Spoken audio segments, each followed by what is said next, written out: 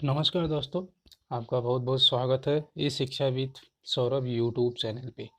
आज हम बात करेंगे स्टेट और सीटेट में जो क्वेश्चन पूछे गए हैं उन पे उनका विश्लेषण करेंगे और देखेंगे कौन सा क्वेश्चन किस सन में किस एग्जाम में पूछा गया है, कि कब वो सीटेट में वही पूछा गया है, कब वो टेट में पूछा गया है। इस तरीके से चाहे वो यूपी टेट हो, चाहे बिहार टेट हो, चाहे पंजाब टेट हो, इस तरीके के सारे क्वेश्चनों का विश्लेषण करेंगे।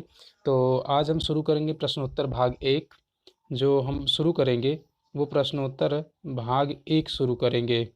इसमें देखेंगे हमने लिया है लगभग 41 क्वेश्चन इसमें लिया गया है। और इस 41 क्वेश्चन में वो क्वेश्चन है जो पिछले वर्ष पूछे गए हैं।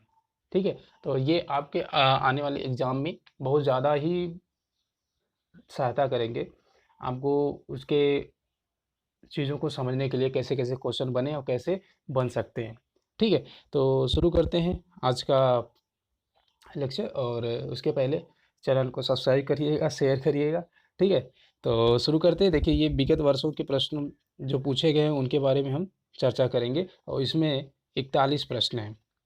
ठीक है, तो शुरू करते हैं आज का कार्यक्रम। देखिए, पहला क्वेश्चन आपसे पूछा गया है। ठीक है, देखिए पहला क्वेश्चन आपसे पूछा गया है। एक मिनट।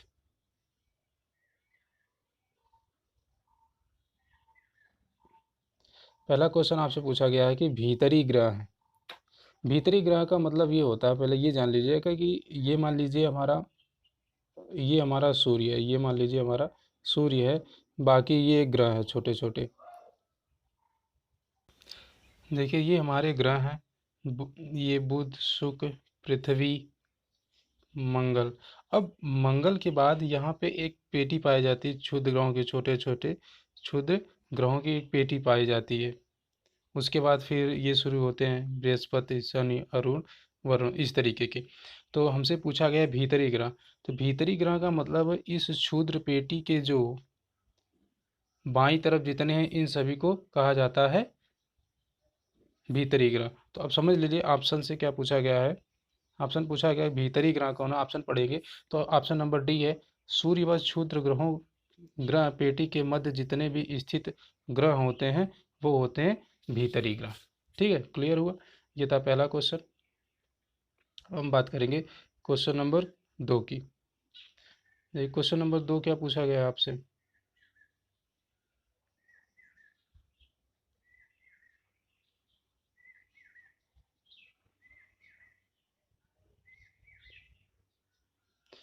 देखिए, क्वेश्चन नंबर 2 आपसे पूछा गया। क्वेश्चन नंबर 2 है कि एडुसैट से क्या अभिप्राय है। ये देखिए कब कब पूछा गया। सितंबर 18 में पूछा गया है, 2016 में पूछा गया है सीटेट, और 9 दिसंबर 2018 सीटेट में पूछा। कई बार यही क्वेश्चन रिपीट हुआ है।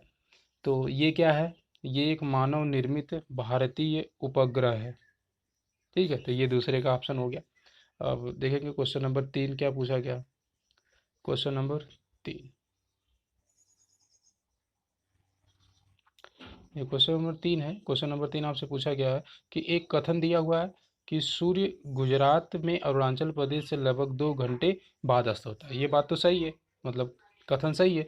अब देखिए जो कारण है वो क्या देता है कि अरुणाचल प्रदेश गुजरात की तुलना में उच्च स्थान पर स्थित है। तो ये भी सही है। इसका मतलब जो ऑप्शन हमारा होगा वो दोनों सही होगा। तो अब देखिए कौन सा ऑप्शन है जो दोनों सही है।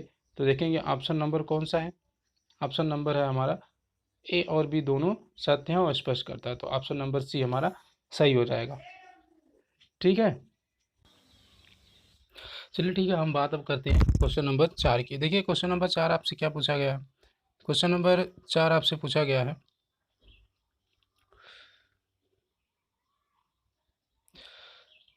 क्वेश्चन नंबर 4 आपसे पूछा गया। देखिए क्वेश्चन नंबर 4 है कि वे दो ग्रह हैं जिनके कोई उपग्रह नहीं है। ये पूछा कब गया है, यूपी टेट 4 नवंबर 2018 में ये क्वेश्चन पूछा गया है। अब ऐसे कौन कौन से ग्रह हैं जिनका कोई उपग्रह नहीं है। तो देखिएगा बुध और शुक्र ऐसे दो ग्रह हैं जिनका कोई भी उपग्रह नहीं है। तो ऑप्शन नंबर ए सही हो जाएगा। ठीक है, अब आगे बात करेंगे क्वेश्चन नंबर 5 की।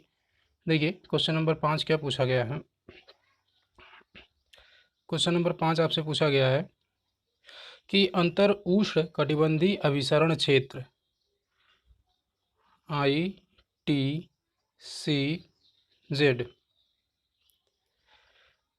इंटरट्रॉपिकल कन्वर्जन जोन ये अवस्थित है। तो ये कहाँ अवस्थित है? ये है विषुवत रेखीय क्षेत्र में अवस्थित है। तो ऑप्शन नंबर हमारा बी सही हो जाएगा कि विषुवत रेखीय क्षेत्र में ये कटिबंध अवस्थित है। तो ये हो गया 5वां क्वेश्चन। अब जो हम बात करेंगे वो बात करेंगे क्वेश्चन नंबर 6 की। देखिए क्वेश्चन नंबर 6 आपसे क्या पूछा गया है। ये ऐसे क्वेश्चन है जो आए हुए हैं और ये सिर्फ इसी एग्जाम में नहीं, बहुत सारे एग्जामों में ये रिपीट होते हैं, तो इस बात का ध्यान रखिएगा। देखिए क्वेश्चन नंबर 6 है, वह अवस्था जब पृथ्वी और सूर्य के बीच न्यूनतम दूरी हो क्या कहलाती है? देखिए कब पूछा गया है? हरियाणा टेट में पूछा गया 2017 में। और ये क्वेश्चन कई बार रिपीट होते हैं अलग अलग एग्जाम में, इस बात का ख्याल रखेंगे।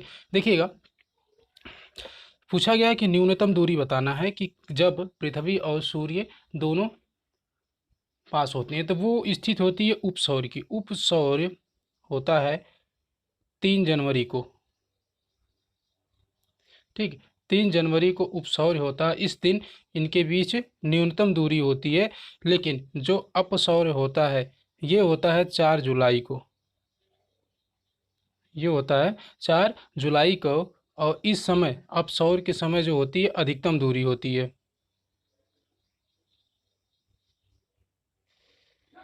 ठीक, इस समय अधिकतम दूरी होती है और 3 जनवरी को न्यूनतम दूरी होती है। तो ये इस बात का आप ख्याल रखेंगे कि 3 जनवरी को अगर 3 जनवरी की बात करेंगे तो उस दिन होगा उपसौर और यही पूछा गया है न्यूनतम। अगर हम बात करेंगे अपसौर की तो अपसौर 4 जुलाई को होगा और इस दिन अधिकतम दूरी होगी, ठीक है। तो ये छठा क्वेश्चन था, छठा क्वेश्चन का आंसर हो गया उपसौर, ठीक है। देखिए कभी कभी उपसौर कभी कभी अपसौर इस तरीके के क्वेश्चन भी बनते हैं। तो ये क्वेश्चन नंबर 6 था। क्वेश्चन नंबर 7वें की बात करेंगे। देखिए क्वेश्चन नंबर 7वां क्या पूछा गया? क्वेश्चन नंबर 7 आपसे पूछा गया है, पुच्छल तारे की पूंछ की दिशा सदैव होती, कब पूछा गया? यूपी टेट 2017 में पूछा गया है, ठीक है। तो पुच्छल तारे की जो दिशा होती है, तो आपको पता होगा जब पुच्छल तारा जलते हुए आता है तो उसकी दिशा सूर्य से दूर होती है। तो हमारा ऑप्शन नंबर बी सही हो जाएगा कि पुच्छल तारे की जो पूंछ होती है वो सूर्य से दूर होती है। तो ये हो गया क्वेश्चन नंबर 7। क्वेश्चन नंबर 8 की बात करेंगे। देखिए क्वेश्चन नंबर 8 क्या पूछा गया आपसे? क्वेश्चन नंबर 8 है, निम्नलिखित ग्रहों में कौन सा जिसका कोई उपग्रह नहीं है? कोई उपग्रह, अभी इसके पीछे पूछा गया था कौन से 2 ग्रह हैं जिसका कोई उपग्रह नहीं है, और यहाँ पूछा गया कौन सा ऐसा ग्रह है जिसका कोई उपग्रह नहीं है। तो वो वहाँ था बुध, यहाँ हो जाएगा बुध। बुध का कोई भी उपग्रह नहीं है। देखिए क्वेश्चन ये हो गया 8वां क्वेश्चन। अब बात करेंगे क्वेश्चन नंबर 9 की। देखिए ये सीरीज थोड़ी लंबी होगी लेकिन लास्ट तक देखिए, इसमें बहुत सारे क्वेश्चन ऐसे हैं, बहुत सारे क्वेश्चन ऐसे हैं जो आपको किसी ना किसी एग्जाम में मिल जाएंगे। अगर आप उसके पिछले साल के क्वेश्चन पेपर हल करेंगे तो मिल जाएंगे, इतनी बात तो तय। देखिएगा पूछा गया है कि निम्नलिखित में से कौन सी पृथ्वी दिन की परिभाषा है? पृथ्वी दिन की परिभाषा पूछा गया है। तो पृथ्वी दिन का मतलब होता है पृथ्वी का अपने अक्ष पर एक चक्कर पूरा करने में लगा समय, मतलब पृथ्वी अपने अक्ष पर एक चक्कर मतलब 24 घंटे में जितना घूम लेती है उसे ही कहते हैं पृथ्वी दिन, ठीक। तो ये पूछा गया, देखिए सीटेट में भी पूछा गया, सीटेट 2016 में पूछा गया है। तो ये सारे क्वेश्चन ऐसे हैं जो कई एग्जामों में पूछे, कभी यूपी टेट में, कभी सी टेट में, कभी अलग अलग प्रदेश के टेट में, हरियाणा टेट में, कभी पंजाब टेट में, इस तरीके के क्वेश्चन, यही क्वेश्चन घुमा फिरा के पूछे जाते हैं और कन्फ्यूजन होता है, ठीक है। ये सीरीज थोड़ी लंबी होगी तो घबराइएगा नहीं, क्योंकि 41 क्वेश्चन है तो कराने में थोड़ा समय लगेगा, लेकिन लास्ट तक बने रहेंगे तो ज़्यादा फायदा होगा, ठीक है। क्वेश्चन अब आगे देखते हैं। क्वेश्चन नंबर 10 देखिए क्या पूछा गया है। क्वेश्चन नंबर 10 आपसे पूछा गया है कि अपने कक्षीय समतल पर पृथ्वी के अक्ष का झुकाव आनित कोण क्या है? देखिए यहाँ थोड़ा सा ध्यान रखिएगा, पृथ्वी के अक्ष का झुकाव पूछा है, तो अक्ष का जो झुकाव होता है वो होता है 66.5 अंश, ठीक है। अब सबसे बड़ी बात आती है यहाँ समतल पर पूछा गया है, तो इसका मतलब ये हमारी पृथ्वी है और ये हमारा 90 अंश का कोण है। जो हमारी पृथ्वी झुकी हुई है यहाँ से अगर हम नापेंगे तो ये पड़ता है 66.5 अंश, ठीक। तो ये समतल झुकाव है, लेकिन जो अक्ष की बात, अगर अक्ष की बात करें, समतल पर नहीं पूछे, सिर्फ पृथ्वी के अक्ष की बात करें, सिर्फ अक्ष की बात करें, तब हम कहेंगे 23.5। लेकिन यहाँ पे ऑप्शन हमारा क्या सही होगा, 66.5 टन, क्योंकि वो समतल पर पृथ्वी के अक्ष का झुकाव पूछा। इस बात का आप थोड़ा ध्यान से ख्याल रखिएगा। और देखिए ये क्वेश्चन भी पूछा गया है फरवरी 2015 में सीटेट में। अब सीटेट का पता ही है आपको कितना बेहतरीन तरीके से क्वेश्चन बनाता है, एकदम सटीक सटीक आंसर रखते हैं, ताकि अगर आपका क्लियर नहीं है तो आप गलत करके आएंगे। ठीक है, ये था क्वेश्चन नंबर 10। ठीक है, अब हम बात करेंगे क्वेश्चन नंबर 11 की। देखिए क्वेश्चन नंबर 11 क्या पूछा गया है। क्वेश्चन नंबर 11 देखिए पूछा गया है, ग्रहों के निम्नलिखित समूह में किस समूह के चारों ओर छल्ले पाए जाते हैं। तो ये अगर आप लेक्चर पढ़े होंगे मेरा सौरमंडल वाला, तो उसमें ये चीज़ आपको मिल गई, हमने पहले लेक्चर में ही ये चीज़ें बता रखी हैं। तो देखिएगा जो हमारा ऑप्शन है, option number D, Shani, Brihaspati और यूरेनस, इन तीनों ग्रहों के चारों तरफ छल्ले पाए जाते हैं। ध्यान रखिएगा, ये क्वेश्चन सीटेट 2015 में पूछा गया है। ठीक है, तो ये था क्वेश्चन नंबर 11। अगर किसी क्वेश्चन में कोई भी समस्या आए तो कमेंट बॉक्स में आके बताइएगा। ठीक है, ये हो गया। देखिए क्वेश्चन नंबर 12 आपसे क्या पूछा गया। क्वेश्चन नंबर 12 देखिए आपसे क्या पूछा गया। क्वेश्चन नंबर 12 की बात करेंगे।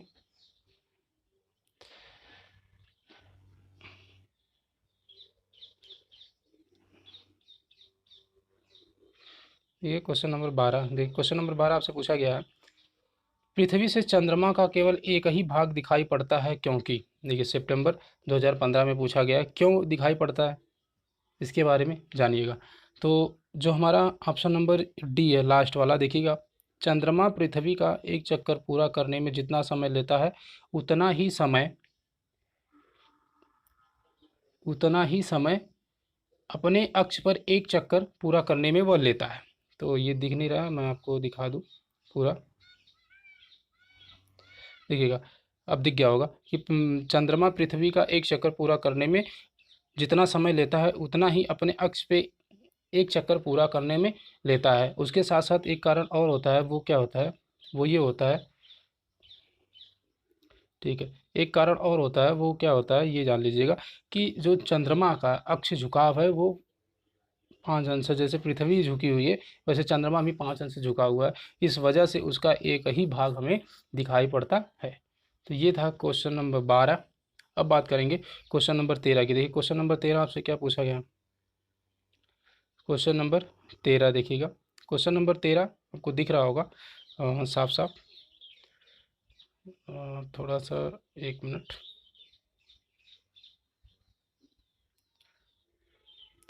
ये क्वेश्चन नंबर 13 है।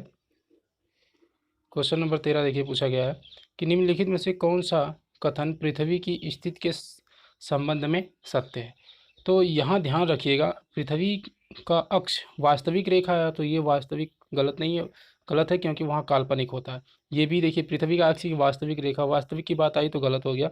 लेकिन जब बात आती है कि काल्पनिक, काल्पनिक का मतलब सही होता है, जो अपने कक्षीय समतल से 67.5 का कोण बनाता है। तो ये ऑप्शन हमारा सही हो जाएगा।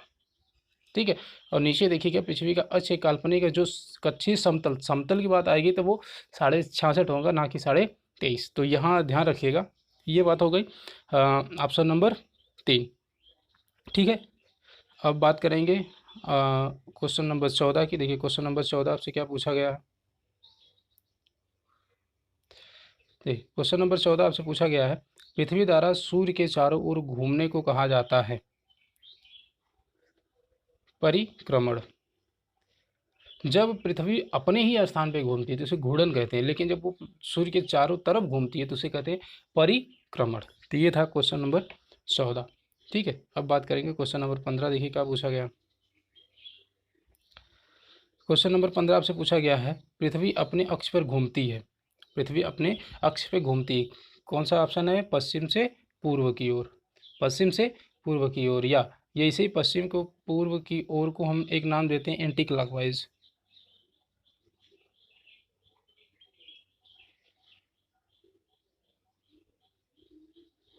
ठीक है, एंटी क्लॉकवाइज दे चाहे पश्चिम से पूर्व दिशा की ओर घूमती है। हम जब अपना लेक्चर पढ़ाए थे उसमें बताया था कौन सा ग्रह किस दिशा में घूमता है। तो ये था 5वां क्वेश्चन। देखिए तो सीटेट जुलाई 2013 में क्वेश्चन पूछा गया है। ठीक है, तो ये हो गया क्वेश्चन नंबर 15। ठीक है, देखिएगा क्वेश्चन नंबर 16 की बात करेंगे। देखिए क्वेश्चन नंबर 16 आपसे क्या पूछा गया है। क्वेश्चन नंबर 16 पूछा गया है, निम्नलिखित में से ग्रहों का कौन सा संयोजन गैसीय ग्रह कहलाता है। गैसीय ग्रह का कि उस पे गैसों की जो मात्रा होती है वो बहुत ज़्यादा पाई जाती है।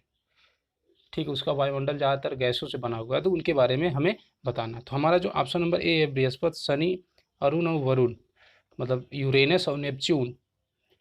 ठीक, इन्हें हम कहते हैं गैसीय ग्रह, क्योंकि इन ग्रहों का जो संयोजन हुआ, इनकी जो बनावट है उसमें गैसों का सहयोग ज़्यादा है। ठीक है, ये हो गया क्वेश्चन नंबर 16। तो आगे बढ़ते हैं, क्वेश्चन नंबर 17 देखते हैं। क्वेश्चन नंबर 17 देखिए आपसे क्या पूछा गया।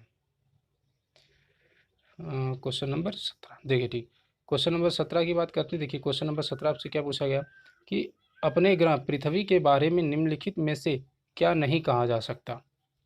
क्या नहीं कहा जा सकता। अब देखिए क्या क्या नहीं कहा जा सकता, क्या ऑप्शन क्या है। यह ध्रुवों के पास थोड़ी सी चपटी है, ये सही है क्योंकि ये तो सही है। इसके बीच में उभार है, ये भी सही है। इसे नीला ग्रह कहा जाते हैं। ध्यान रखिएगा, कभी कभी पूछता है कि नीला ग्रह किसे कहते हैं, तो हमारी पृथ्वी को नीला ग्रह कहते हैं। और ये पूर्णतः गोल है, तो जो लास्ट वाला ऑप्शन है यह पूर्णतः गोल है, ये गलत हो जाएगा। ठीक है, तो ये था क्वेश्चन नंबर 17वां। तो ये क्लियर हो गया आपको। देखिए ये 2011 में पूछा गया है। ठीक है, अब हम बात करेंगे आगे वाले क्वेश्चन पे। क्वेश्चन नंबर 18 की बात करेंगे। क्वेश्चन नंबर 18 क्या पूछा गया है। देखिए क्वेश्चन नंबर 18 आपसे पूछा गया है कि पृथ्वी पर सबसे अधिक जल पाया जाता है, कहाँ पाया जाता है। आप बहुत आसानी से देख के बता सकते हैं कि सबसे ज़्यादा जल कहाँ पाया जाता है, महासागरों में पाया जाता है। ठीक, पृथ्वी का सबसे ज़्यादा जल जो कहाँ पाया जाता है वो महासागरों में पाया जाता है। तो ये हो गया क्वेश्चन नंबर 18। देखिए क्वेश्चन नंबर 19 की बात करेंगे। देखिए क्वेश्चन नंबर 19 क्या पूछा गया। ये क्वेश्चन नंबर 19 क्या पूछा गया है। देखिए क्वेश्चन नंबर 19 पूछा गया है कि सौरमंडल में तीसरा ग्रह कहा जाता है। तीसरा मतलब पहला बुध, दूसरा शुक्र और तीसरा क्या हो जाएगा, पृथ्वी। तो सीधी सीधी बात है, जो पृथ्वी है वो हमारा तीसरा है। ठीक है, फिर चौथा मंगल हो जाएगा, पांचवा बृहस्पति हो जाएगा, इस तरीके से। तो सौरमंडल में तीसरा ग्रह है बृहस्पति। क्लियर हुआ। ठीक है, अब हम बात करेंगे क्वेश्चन नंबर 20 की। देखिए क्वेश्चन नंबर 20 आपसे क्या पूछा गया। देखिएगा क्वेश्चन नंबर 20 आपसे पूछा गया है कि पृथ्वी का झुकाव अपने अक्ष पर 23.4 डिग्री है। इसका अर्थ है कि इसका अर्थ क्या होगा।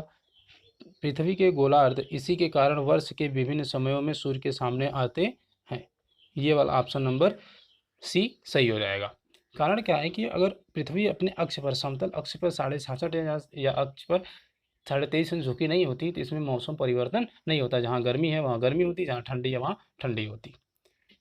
ठीक है, तो ये हो गया क्वेश्चन नंबर 20। अब बात करेंगे क्वेश्चन नंबर 21 की। देखिए क्वेश्चन नंबर 21 आपसे क्या पूछा गया। क्वेश्चन नंबर 21 पूछा गया है, भारत एक बड़ा देश है, यह पृथ्वी का कितना प्रतिशत घेरता है।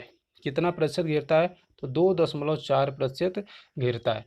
देखिएगा ये क्वेश्चन भारत भूगोल का है कि पूरा विश्व का कितना प्रतिशत क्षेत्रफल भारत का है। तो वो पूरे विश्व का जो क्षेत्रफल है उसका 2.4% भाग भारत का है। ठीक है, तो यहाँ भी देखिए पंजाब स्टेट 2011 में पूछा गया है। ठीक है, तो ये हो गया 21वां क्वेश्चन। अब बात करेंगे अगले वाले क्वेश्चन में, क्वेश्चन नंबर 22। देखिए अगर हमसे जुड़ना चाहते हैं तो डिस्क्रिप्शन में लिंक होगा टेलीग्राम का, वहाँ हमें ज्वाइन कर सकते हैं। वहाँ बहुत सारी चीज़ें आपको मिलेंगी, करंट मिल जाएगा और उसके साथ साथ जो वीडियो हैं जो वो मिल जाएंगी। ठीक है, देखिए हम क्वेश्चन नंबर 22 की बात करते हैं। क्वेश्चन नंबर 22 है, सूर्य के चारों ओर किसी उपग्रह का मार्ग कहलाता है। सूर्य के चारों ओर कोई उपग्रह अगर चक्कर लगा रहा है तो वो क्या कहलाता है। तो इस बात पे बताना है, तो वो कहलाता है उसका कक्षा। देखिएगा यहाँ जैसे उपग्रह टाइप हो गया है, तो इसे आप बना लीजिएगा, ये ग्रह होगा। ठीक है, क्योंकि सूर्य के चारों ओर ग्रह चक्कर लगाते हैं और ग्रह के चारों ओर उपग्रह लगाते हैं, तो इसे आप ग्रह समझिएगा। तब है सूर्य के चारों ओर किसी ग्रह का मार्ग क्या कहलाता है, तो वो कहलाती है उसकी कक्षा। तो ठीक है, तो ये हो गया 22वां क्वेश्चन। अब हम बात करेंगे क्वेश्चन नंबर 23। देखिए क्वेश्चन नंबर 23 आप किससे क्या पूछा गया। पृथ्वी के सबसे निकटतम खगोलीय पिंड है, मतलब ये पूछा गया है यूपी 2011 में कि पृथ्वी के सबसे निकटतम खगोलीय पिंड है। खगोलीय पिंड का मतलब कौन सा ग्रह या उपग्रह है जो पृथ्वी के सबसे नज़दीक है, ये आप समझ बताना है। तो सबसे नज़दीक पृथ्वी के है चंद्रमा, बाकी जितने भी इसमें सब दूर दूर है। तो चंद्रमा एक खगोलीय पिंड है जो पृथ्वी के सबसे नज़दीक है। ठीक है, हो गया क्वेश्चन नंबर 23। अब बात करेंगे क्वेश्चन नंबर 24। देखिएगा क्वेश्चन नंबर 24 क्या पूछा गया है। क्वेश्चन नंबर 24 आपसे पूछा गया है कि पृथ्वी एवं सूर्य के मध्य अधिकतम दूरी स्थित को किस नाम। देखिए वहाँ पूछा गया था न्यूनतम दूरी और यहाँ पूछा गया है अधिकतम दूरी। तो हम बताएं आपको, आपको ये आ रहा होगा कि इसे कहते हैं अप सौर, और ये स्थित आती है 4 जुलाई को। ठीक, अगर उप सौर की बात करेंगे तो उप सौर होता है 3 जनवरी को, जब पृथ्वी और सूर्य के बीच न्यूनतम दूरी होती है। लेकिन अधिकतम दूरी की बात यहाँ पूछी जा रही है, यहाँ पूछी जा रही है अधिकतम दूरी बताना है, तो उसे कहते हैं अप सौर, 4 जुलाई। तो ये हो गया क्वेश्चन नंबर 24। ठीक, हो गया क्वेश्चन नंबर 24। ठीक है, अब अगले वाले क्वेश्चन पे बात करेंगे। तो देखिए अगर क्वेश्चन नंबर 25 आपसे क्या पूछा गया है। क्वेश्चन नंबर 25 देखिए, क्वेश्चन नंबर 25 आपसे पूछा गया है। क्वेश्चन नंबर 25 है, जैसे जैसे हम पूर्वी गोलार्ध से पश्चिमी गोलार्ध की ओर जाते हैं, देशांतर रेखाओं का आकार क्या होता है। देखिए आप चाहे पूरब जाएं चाहे पश्चिम जाएं, तो देशांतर रेखाओं का जो आकार होता है वो कभी बदलता नहीं है। तो इसका मतलब वो हमेशा क्या रहेगा, वो समान रहता है, ध्यान दीजिएगा। ठीक है, आप चाहे पूरब जाए चाहे पश्चिम जाए, जो रेखाएं खींची गई हैं उनमें कोई अंतर नहीं होगा कि उनकी दूरी कम हो जाएगी, उनकी दूरी ज़्यादा हो जाएगी, वो छोटी हो जाएंगी, वो बड़ी होगी, उनके उनका आकार समान रहेगा। ये हो गया क्वेश्चन नंबर 25। देखिए क्वेश्चन नंबर 26 की बात करेंगे। ये क्वेश्चन नंबर 26 क्या पूछा गया है। देखिए क्वेश्चन नंबर 26 आपसे पूछा गया है। क्वेश्चन नंबर 26 है कि निम्न में से कौन सी शिक्षण सहायक सामग्री महाद्वीपों के आनुपातिक क्षेत्र व आकार को दर्शाने के लिए सबसे उपयुक्त है। ये क्वेश्चन है। ग्लोब, विश्व का राजनैतिक मानचित्र, विश्व का भौतिक मानचित्र, पृथ्वी का पोस्टर। अगर हमें किसी के बारे में जानना है, उसके क्षेत्र के बारे में जानना है, उसके आकार के बारे में जानना है, तो उसके लिए हमें ग्लोब चाहिए। एक ग्लोब होगा जिसमें उसका क्षेत्र कितना है वो दिया होगा, उसका आकार कितना है, वो सब चीज़ें हमें उस ग्लोब में मिल जाएंगी। सीटेट 2012 में पूछा गया क्वेश्चन है। तो ये क्लियर हो गया कि अगर हमें किसी विश्व के मानचित्र की ज़रूरत पड़ रही है, अगर विश्व की किसी भौगोलिक क्षेत्र को समझना है, तो हमारे पास ग्लोब होगा, तो उससे हम आज बहुत आसानी से समझ सकते हैं। तो ये क्लियर हो गया क्वेश्चन नंबर 26। ठीक है, अब बात करेंगे क्वेश्चन नंबर 27 की। देखिए क्वेश्चन नंबर 27 आपसे क्या पूछा गया। देखिए क्वेश्चन नंबर 27 आपसे पूछा गया है। क्वेश्चन नंबर 27, निम्नलिखित में से कहाँ सभी अक्षांशों पर दोपहर का सूर्य वर्ष में कम से कम एक बार सीधा ऊपर चमकता है। तो देखिएगा हमने आपको लेक्चर में बताया था कि ये हमारी पृथ्वी है और पृथ्वी पर ये कर्क रेखा, ये भूमध्य रेखा, ये मकर रेखा है। तो हमारा जो जो हमारा सूर्य है वो क्या करता है, एक बार यहाँ लंबवत चमकता है, एक बार यहाँ चमकता है, फिर यहाँ चमकता है, फिर 2 बार भूमध्य रेखा पे लंबवत होता है और एक एक बार मकर रेखा और कर्क रेखा। अब ऑप्शन की बात कर लेते हैं। देखिए ऑप्शन क्या क्या पूछा गया है। देखिएगा ऑप्शन की बात कर लेते हैं, ऑप्शन क्या क्या पूछा गया। तो हमारा जो ऑप्शन सही होगा वो होगा कि कर्क रेखा और मकर रेखा के मध्य वर्ष में एक एक बार ये सीधा लंबवत चमकता है। तो ये हो गया ऑप्शन नंबर ये। ठीक है, अब बात करेंगे क्वेश्चन नंबर 18। देखिए क्वेश्चन नंबर 18 कैलकुलेशन का है। अब यहाँ कैलकुलेशन थोड़ा करना मुश्किल है, लेकिन फिर भी मैं आपको बता दे रहा हूँ। यदि अहमदाबाद में 72 अंश 30 मिनट पूर्वी देशांतर पर स्थित है, अहमदाबाद अगर इस पर स्थित है, तो अहमदाबाद का स्थानीय समय क्या होगा यदि भारत का मानक समय पर सुबह के 8 बजे हैं। 8 है प्रातः के, सुबह के 8 बजे हैं। तो ये ऑप्शन कैलकुलेशन आप निकाल सकते हैं, क्योंकि आपको पता है कि एक देशांतर के बीच दूसरे देशांतर के बीच कितनी दूरी होती है और 0 देशांतर से हमारा कितना आगे, ये चीज़ आपको क्लियर पता है, तो आप कैलकुलेशन कर सकते हैं। तो यहाँ जो बजेंगे वो बजेंगे 7:30। देख लीजिए कैलकुलेशन करके, ये आंसर आएगा। ठीक है, अगर कोई दिक्कत होगी तो कमेंट में लिखिएगा, उसका सलूशन किया जाएगा। ठीक है, तो ये हो गया क्वेश्चन नंबर 28। अब बात करते हैं क्वेश्चन नंबर 29 की। देखिए क्वेश्चन नंबर 29 क्या पूछा गया।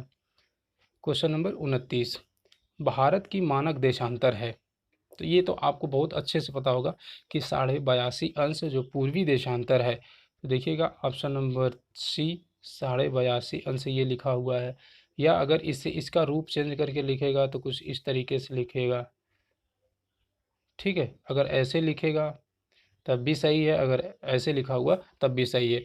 तो 82.5 अंश पूर्वी यहाँ का मानक देशांतर है, ठीक है। ये हो गया क्वेश्चन नंबर 29। देखिएगा क्वेश्चन नंबर 30 की बात करेंगे। क्वेश्चन नंबर 30 ये सब हम बता चुके हैं आप लोगों को। लेक्चर अगर आप देख रहे होंगे अक्षांश देशांतर, तो ये सारी चीज़ें वहाँ हमने बहुत डिटेल में बताया है, वहाँ आप देख सकते हैं। देखिए पूछा गया 180 अंश देशांतर क्या कहलाता है। तो 180 अंश देशांतर को अंतर्राष्ट्रीय तिथि रेखा कहते हैं, इंटरनेशनल डेट लाइन, ठीक। तो ये क्लियर हो गया। इसी के द्वारा पूरे विश्व की जो दिन है निर्धारण किया जाता है, कब सोमवार होगा मंगलवार, ये चीज़ें, ठीक है। तो क्वेश्चन नंबर 30 भी हो गया। अब बात करेंगे क्वेश्चन नंबर 31 की। देखिए क्वेश्चन नंबर 31 क्या पूछा गया आपसे। देखिए एक ऐसे क्वेश्चन है जो आपसे पूछे गए हैं और आप अगर इन्हें नज़रअंदाज करेंगे तो ये थोड़ी प्रॉब्लम करेंगे आपके लिए, लेकिन ठीक है। देखिए क्वेश्चन नंबर 31 है, जब दिन और रात की अवधि बराबर होती है तो सूर्य की किरणें सीधे पड़ती है। कहाँ पे पड़ती हैं? जब बराबर होगी तो जाहिर सी बात है ये जो है भूमध्य रेखा पर लंबवत पड़ेंगी, क्योंकि भूमध्य रेखा पर ये लंबवत पड़ती है। इसी वजह से क्या होता है, हमेशा वहाँ दिन रात बराबर होते हैं और तापमान भी बरकरार रहता है, ठीक है। तो ये हो गया क्वेश्चन नंबर 31। क्लियर करते हैं, आगे बढ़ते हैं क्वेश्चन नंबर। देखिए क्वेश्चन नंबर 32 क्या पूछा गया है। क्वेश्चन नंबर 32 पूछा गया है कि भारत की मानक समय यामोत्तर रेखा है। देखिए वही क्वेश्चन है, सिर्फ यहाँ भी यामोत्तर लगाया है, तो डरने की कोई ज़रूरत नहीं है। ये भी कितना होगा, 82.5 अंश पूर्वी देशांतर। तो ऑप्शन नंबर ये सही हो जाएगा। देखिए भारत की मानक समय रेखा पूछे चाहे भारत का यामोत्तर पूछे, मानक यामोत्तर, तो भी वही होगा। तो ये चीज़ क्लियर हो गई। क्वेश्चन नंबर 32 भी क्लियर हो गया, ठीक है। अब जो हम बात करेंगे वो बात करेंगे क्वेश्चन नंबर 33 की। देखिए क्वेश्चन नंबर 33, क्वेश्चन नंबर 33 पूछा गया है, भूमध्य रेखा नहीं गुजरती है। अगर आपने देखा होगा अक्षांश देशांतर की वीडियो अच्छे से देखी होगी तो ये क्वेश्चन आप देख के बता सकते हैं। देखिए ये पूछा गया बिहार टेट में 2011 में पूछा गया है क्वेश्चन है। तो पूछा गया भूमध्य रेखा कहाँ से नहीं गुजरती है। तो भूमध्य रेखा कहाँ से नहीं गुजरती है, उत्तरी अमेरिका से होकर ये नहीं जाती है। बाकी दक्षिण अमेरिका से मकर रेखा भूमध्य रेखा दोनों जाती है, अफ्रीका से तीनों जाती हैं, और ये लास्ट ऑप्शन तो है ही नहीं, ठीक है। तो ऑप्शन नंबर ये सही हो जाएगा कि भूमध्य रेखा उत्तरी अमेरिका से नहीं गुजरती है। तो ये था क्वेश्चन नंबर 33। अब बात करेंगे क्वेश्चन नंबर 34। देखिए क्वेश्चन नंबर 34 पूछा गया है, बहुत फेमस क्वेश्चन है। भारत में कितने राज्यों से कर्क रेखा होकर गुजरती है? कर्क रेखा बहुत बार, देखिए ये चंडीगढ़ टेट में पूछा गया है, और भी बहुत सारे एग्जाम है जिसमें ये पूछा गया है। सिर्फ ये टेट में नहीं, बहुत सारे एग्जाम है जहाँ पूछा गया है। तो देखिएगा क्वेश्चन नंबर 34 है। क्वेश्चन नंबर 34 में पूछा गया कर्क रेखा कितने राज्यों से होकर गुजरी। ये तो आपको बहुत आ रहा हो, आप क्वेश्चन देख के खुश हो गए होंगे, ये तो मुझे आ रहा है, ठीक है। तो आ रहा है तो आप बता सकते हैं, अब हमसे पहले आप इसका जवाब दे सकते हैं। देखिएगा यहाँ कितने राज्यों से होकर गुजरती है, 8 राज्यों से। कहाँ कहाँ से, गुजरात, राजस्थान, मध्य प्रदेश, छत्तीसगढ़, पश्चिम बंगाल और त्रिपुरा, मिजोरम होते हुए निकल जाती है, ठीक है। ये हो गए 34 क्वेश्चन। अब बात करेंगे क्वेश्चन नंबर 35। देखिए क्वेश्चन नंबर 35 क्या है, आपसे पूछा क्या गया। क्वेश्चन नंबर 35,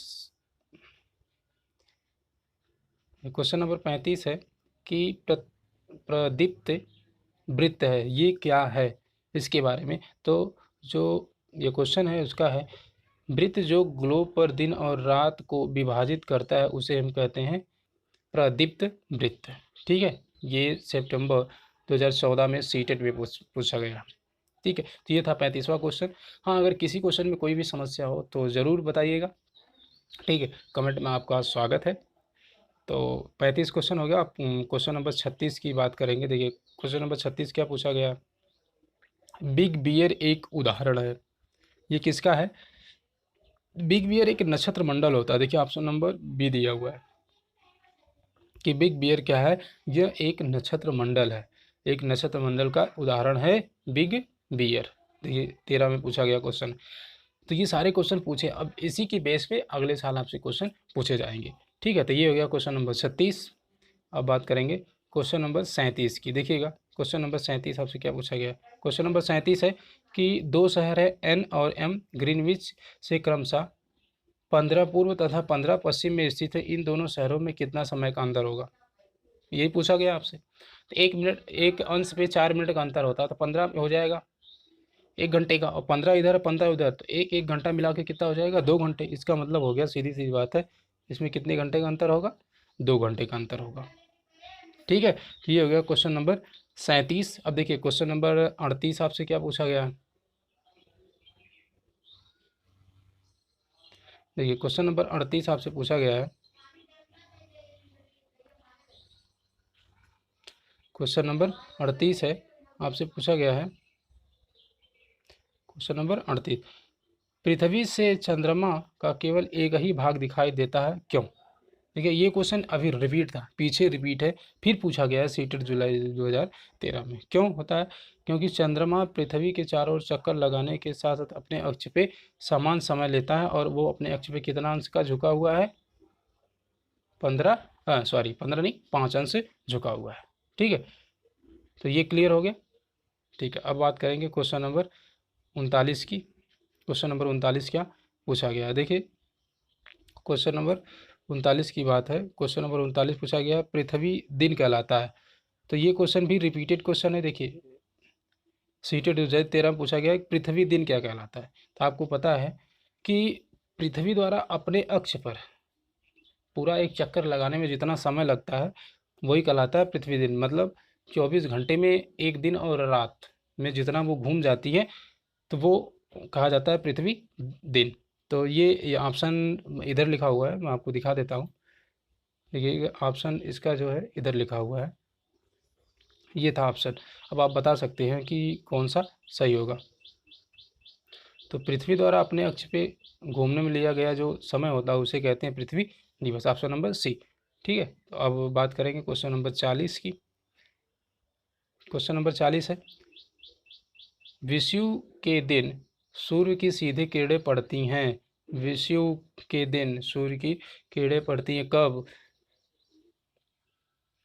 पड़ेंगी विषुवत रेखा पर, और जिस दिन वो कर्क रेखा पे लंबवत होंगी उस दिन कर्क संक्रांति, जिस दिन मकर रेखा पे उधर मकर संक्रांति, भूमध्य रेखा पे विषुव संक्रांति। तो ये चीज़ क्लियर हो गई।